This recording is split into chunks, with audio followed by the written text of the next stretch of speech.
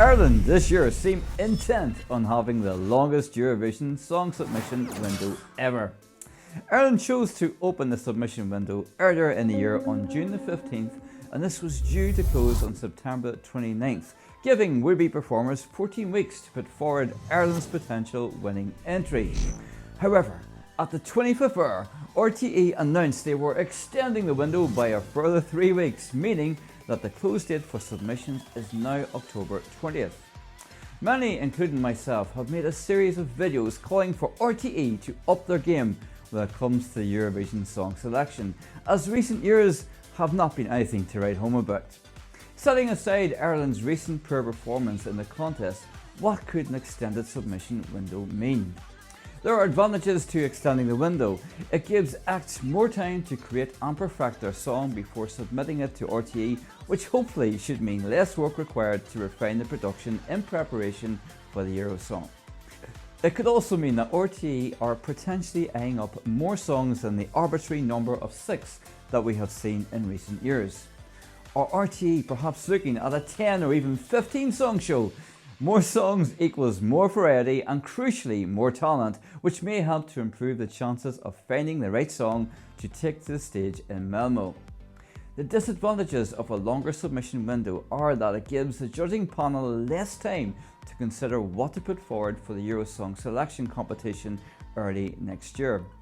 It also gives less time for consideration about what could work to help Ireland secure one of those qualification slots. Many are arguing that Ireland need to do much more than just lengthening the duration of the song submission window, and that a radical overhaul is required. Only when those final songs are revealed will we truly know whether the extended window has paid off.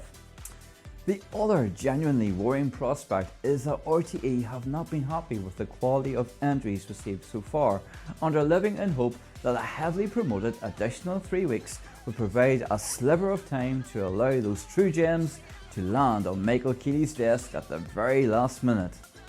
Whatever the reason, Ireland needs as a very minimum a place in the final next year to put themselves back in contention of a more solid footing in the Eurovision competition.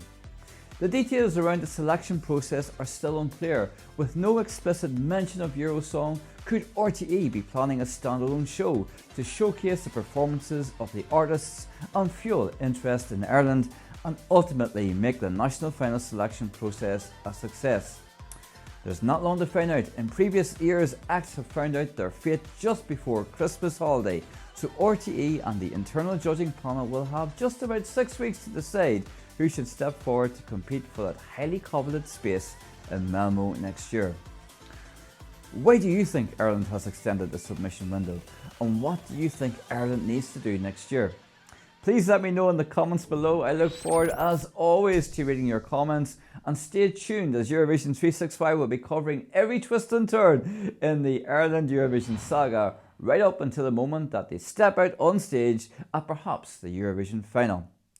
Fingers crossed 2024 marks a distinct change in Ireland's fortunes at the contest. That's it for now. Don't forget to like and subscribe, and I will see you in the next video.